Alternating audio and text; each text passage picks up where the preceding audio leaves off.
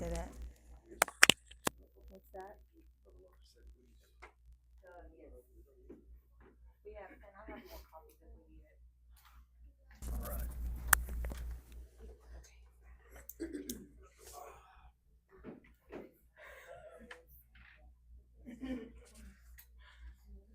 How we might just have to cut it from this video. Hopefully it likes what I said. All right, ready? There it is. We're gonna get. Joe's gonna drink coffee this morning.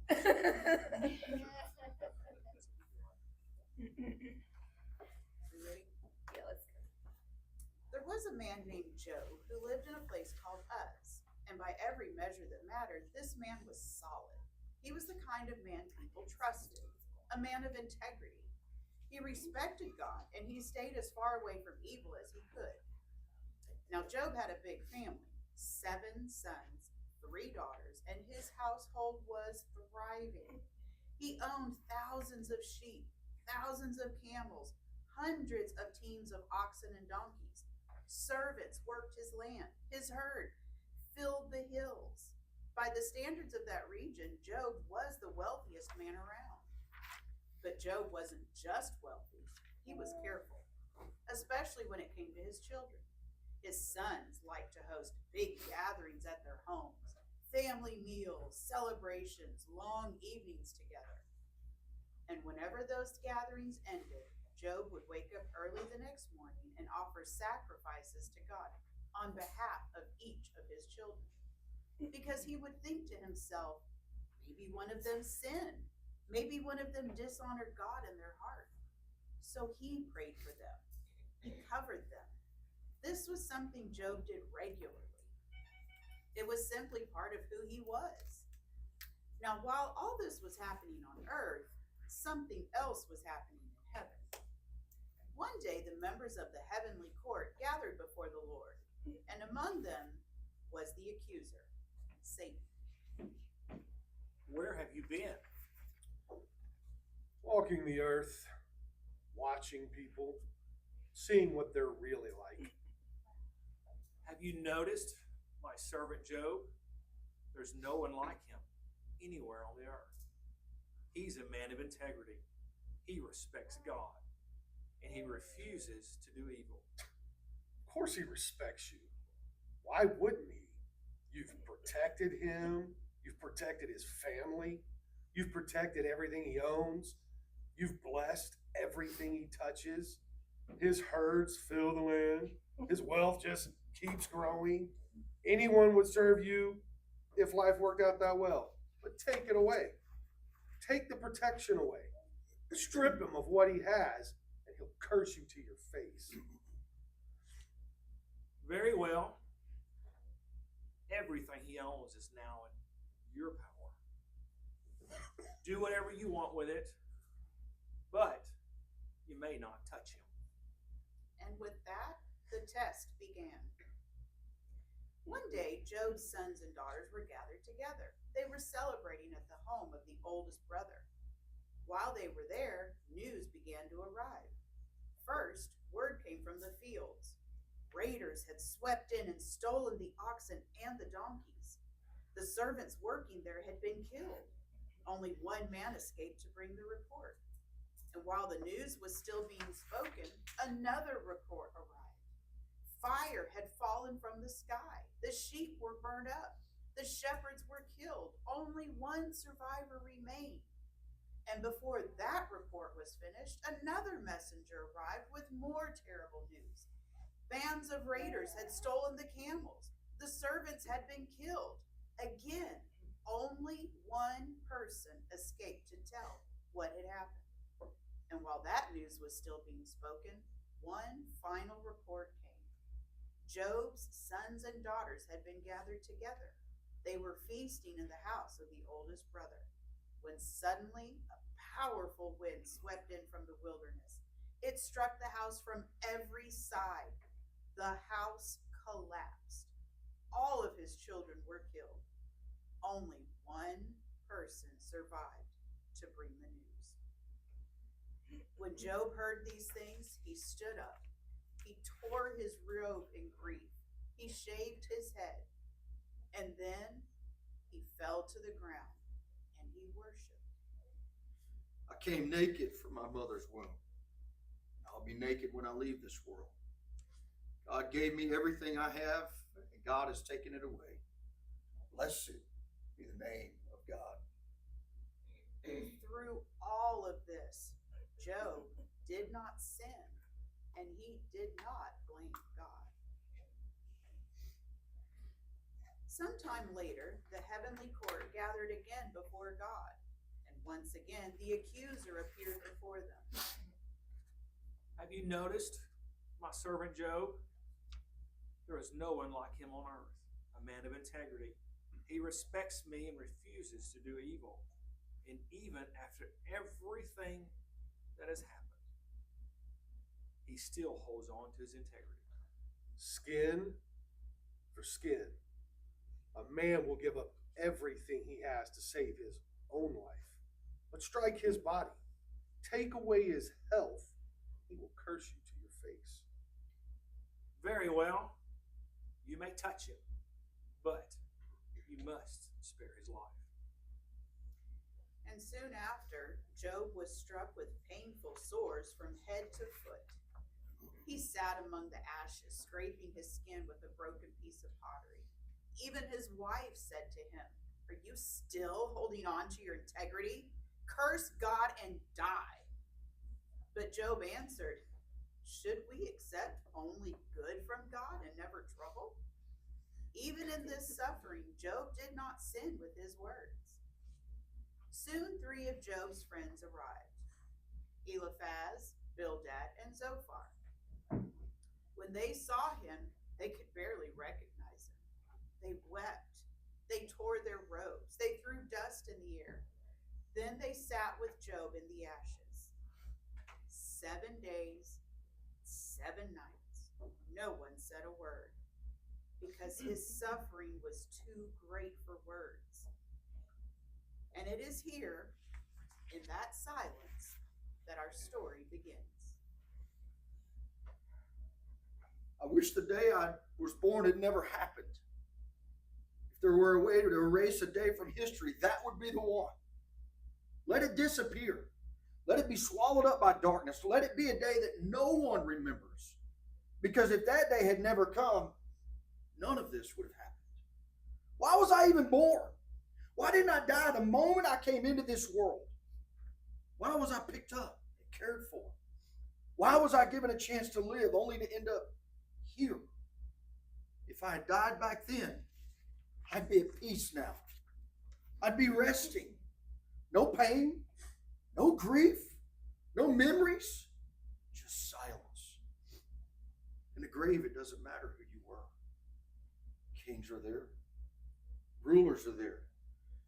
People who once built great things with their lives, they're all the same now. Rich people, poor people, prisoners, masters, the powerful, the powerless. Death levels everything. So I give life to someone whose life is nothing but misery. There are people who want to die, or I give breath to someone whose heart is broken. There are people that want to die, who look for death, the way someone searches for buried treasure. They would celebrate the day they found a grave. So why keep someone alive when their future is gone? When trouble surrounds them from every direction? I can't even eat. Every breath feels like a sigh, and my grief just keeps pouring out. The thing that I always feared has happened. Everything I dreaded is here. I have no peace, no quiet, no rest, only trouble. After 7 days of silence, one of Job's friends finally speaks. His name is Eliphaz. He is the oldest of the 3, a man who has lived long enough to believe that experience makes him wise. He has seen much, he has observed much, and he is certain that what he has learned explains everything. Eliphaz rises. He walks to the center of the room, he looks at Job, and he begins to speak. Job, I'm going to say something. hope you'll hear it without getting angry, but honestly, someone has to say it. You've spent years helping other people. You've given advice. You've encouraged people when they're struggling. You've helped steady people when their lives were falling apart. But now trouble shows up in your life, and suddenly you're falling apart too? I'm surprised. I thought your faith would carry you through something like this. I thought your integrity would give you strength. Let me ask you something. In all the years you've lived, have you ever seen an innocent person completely destroyed? Have you ever seen someone who's truly upright suddenly wiped out? Because in my experience, life doesn't work out that way. People reap what they sow. The ones who cause harm, eventually harm comes back to them. It's just how the world works. And while we've been sitting here the last few days, I've had a lot of time to think. In fact, I had a dream the other night. It shook me. I woke up trembling. I felt like something passed right by me in the dark. And I heard a voice. And the voice said this: can a human being really be more righteous than God? Can a person be more pure than their creator? Think about that, Job.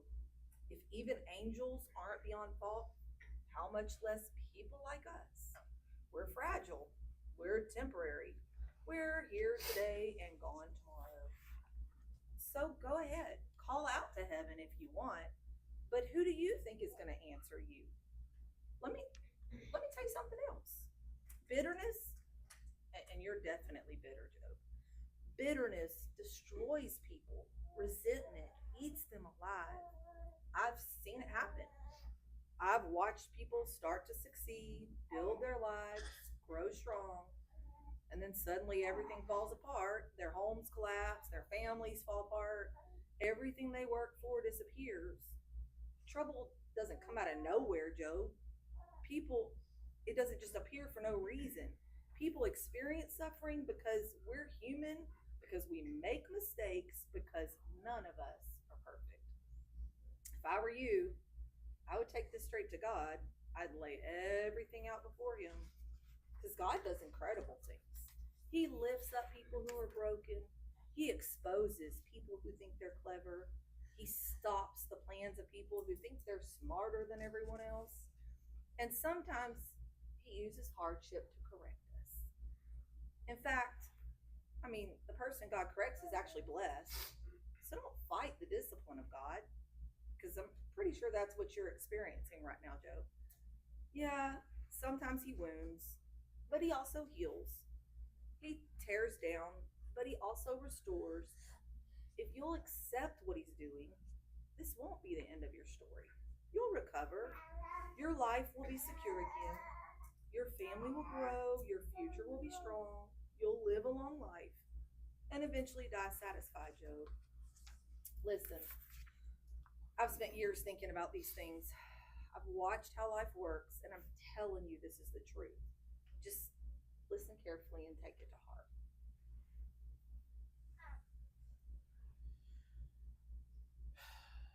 If you could actually weigh my pain, put it all on a scale, every ounce of grief, every moment of misery, it would outweigh all the sand in the ocean. That's why my word sounds reckless. You think I'm being dramatic? God's arrows are stuck in me. I feel the poison running through my veins. Everything in my life has turned against me. Let me ask you something. Do animals cry out when they're well fed? Does an ox complain when it has food? No. Creatures only cry out when something is wrong. And something is very wrong. Honestly, everything in my life tastes like dust right now. Nothing has flavor. Nothing has meaning. It all makes me sick. You want to know what I wish? I wish God would just finish this.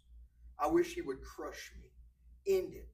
Because then, at least I would have one comfort, that I never denied him. Do you understand how close I am to breaking? How close I am to cursing God outright? If he would just let me die now, at least I wouldn't cross that line. But what strength do I have left? What exactly am I supposed to hold on to? Do I look like I'm made of stone? Do I look like my body is made of iron? I can't even help myself anymore. Success is gone. Everything is gone. You know what someone in my condition actually needs? Loyal friends, compassion, even if his faith is hanging by a thread. But you're like a creek that dries up in the summer, where travelers are dying of thirst and they turn off the road hoping for water and find nothing but dust. That's what you are. Empty streams. When I heard you were coming, I thought maybe my friends would comfort me. Instead, you show up, see what's happened to me, and panic. Because suddenly you realize, oh, this could happen to you too. Tell me something. Have I asked you for money? Have I asked you to rescue me? Did I demand anything from you? No. All I asked for was honesty. If I'm wrong, show me. Teach me. Point to the sin. Go ahead. What exactly did I do? What crime justifies all of this? Oh, your words sound impressive. What do they actually prove? You're arguing with a man who's drowning. You treat the words of a desperate man like they're meaningless noise. Honestly, you'd probably gamble over an orphan if you thought you could win. Look at me. No, really, look at me. Would I lie to your face? Think again before you condemn me. My integrity is still intact. There's no evil coming out of my mouth. My tongue still knows the difference between truth and lies. But let me tell you what life feels like right now. Life feels like forced labor. Like a day worker counting the hours until the shift finally ends. That's what my days are like. Months of nothing. Nights of misery. When I lie down, I think maybe sleep will help. But the night just drags on. I toss. I turn until morning. My body is covered in sores. My skin cracks open. My days fly by. And there's no hope anywhere in them. God, remember this. My life is just a breath. Soon I'll be gone. The people who see me now, they won't see me again. My friends will look for me and I'll be gone. Like a cloud that disappears. Once someone dies, they don't come back. Their house forgets them. Their place forgets them. Look at me. Scabs, sores, rotting skins. So no, I'm not going to stay silent. I'm going to say exactly what I feel. I'm bitter, I'm broken, and I'm done pretending otherwise. Am I some kind of monster that you need to keep under guard? When I lie down hoping for relief, then suddenly I hear, Eliphaz had a vision. Ooh, a spirit passed in front of me. Please. I'd rather be strangled than keep living in this body. I hate my life. I don't want to live forever. Just leave me alone.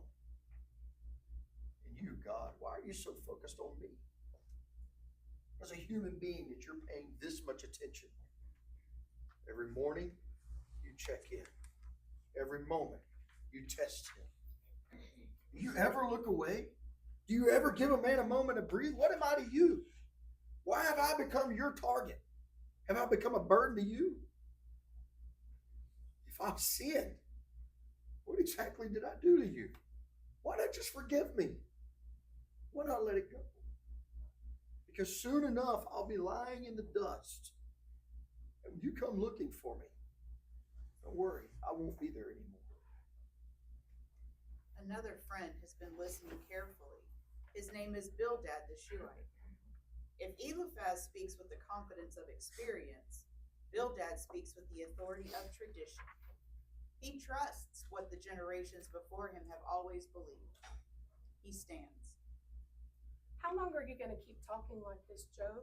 Your words are nothing but a storm of hot air. Let's get something straight. Does God twist justice? Does the Almighty ever do what is wrong? When your children sinned against God, He punished them. They received the consequences of their actions. Remember what happened. 10 children dead in one day. And Bildad says they deserved it? But if you will just turn to God, if you seek Him, if you humble yourself before Him, then things can change. If you're truly pure and upright, God will rise up for you. He will restore everything. In fact, your future could become prosperous, that your former life will look small by comparison. But don't take my word for it. Look at the past. Ask the generations before us. Listen to the wisdom of our ancestors. We're newcomers compared to them.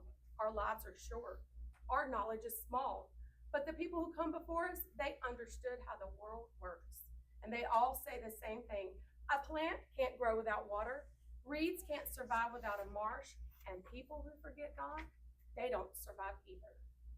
Their hope collapsed like a spider web. They lean on it and it breaks. They try to hold on and it fails. They may look strong for a while, like a healthy plant spreading its roots everywhere, but the moment it's pulled up, the ground forgets it was ever there. That's the fate of people who turn away from God. But listen carefully, Job. God does not reject someone who is truly blameless, and he does not support people who do evil, which means this situation can still change. If you humble yourself before him, one day your mouth will be filled with laughter again. You will shout with joy. Your enemies will be covered in shame, and the homes of the wicked will disappear. Yes, I know what you're saying is true. God is powerful. God is wise. No one argues with him and win. But tell me this. How is any human supposed to stand before him and be declared righteous?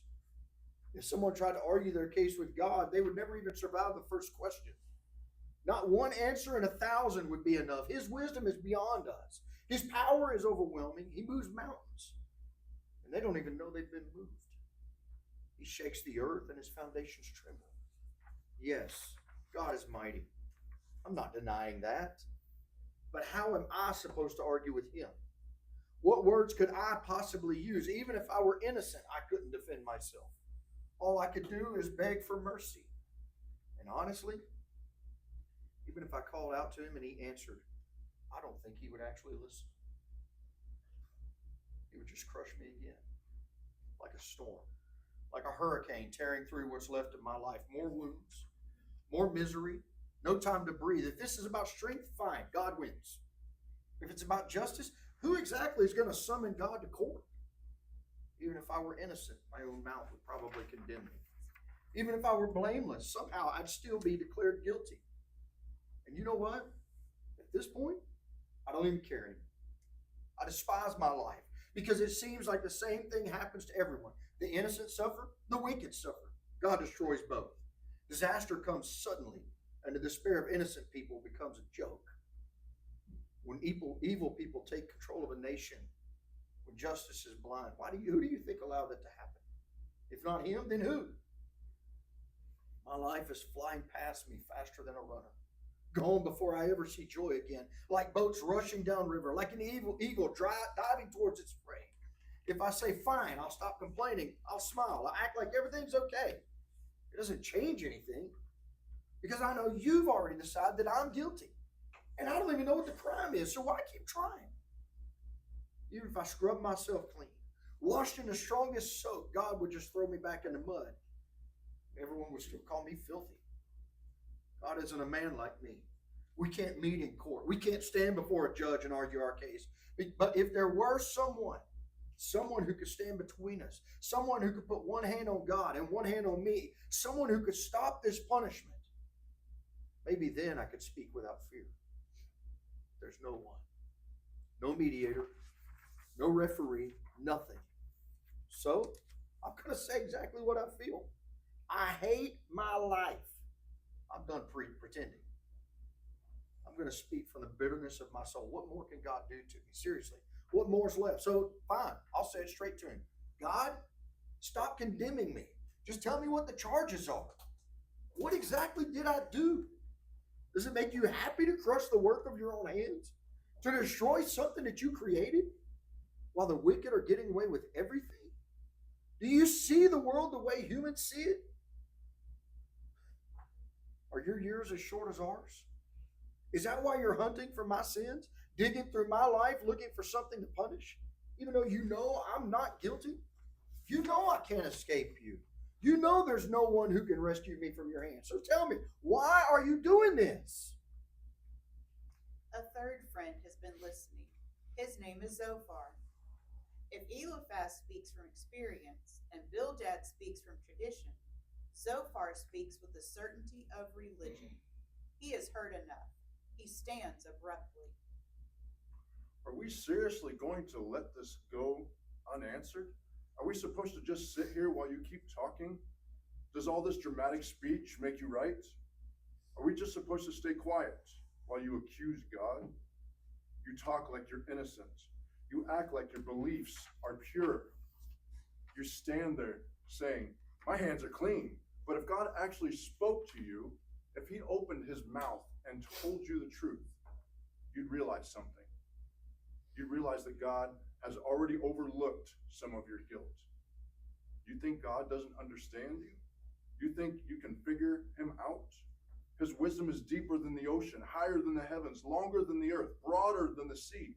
If he comes along and judges someone, who's going to stop him? If he calls someone to account, who can argue with them? God sees through people. He knows when someone is pretending. So here's my advice. If you're serious about fixing this, turn back to God. Stop holding on to whatever sin is in your life. Get rid of whatever evil is hiding in your house. Then you'll be able to stand tall again. Then you won't live in fear. Your trouble will fade away. Your life will shine brighter than the morning, and everything will be secure again. That's all you need to do. Wow. Of course. You three must be the experts. Clearly, all wisdom in the world lives with you. And when you die, wisdom just disappears with you. But guess what? I can think too. And I'm not inferior to you. Everything you just said, everybody already knows. You've all been talking for hours, and somehow you've managed to say nothing but religious cliches. Nice speeches, no answers. And that's what I'm looking for, answers. And with that, the first round of arguments comes to an end, with Job still demanding answers. But the arguments are far from over, because the voices grow louder, sharper, more desperate, and more dangerous. The debate does not end there. Round after round follows. The same arguments, the same accusations, the same defenses. The voices grow louder, sharper, more desperate. Job refuses to accept the explanations of his friends. His friends refuse to accept Job's innocence, and the argument reaches an impasse. Then a younger man steps forward. His name is Elihu, and while he speaks, something else begins to happen. The sky begins to change. A storm begins to gather. The wind rises, the clouds darken, thunder rolls in the distance. And suddenly the debate that had filled the room for chapter after chapter feels very small, because something far greater is approaching. And out of the whirlwind, God speaks. But that is where our story pauses.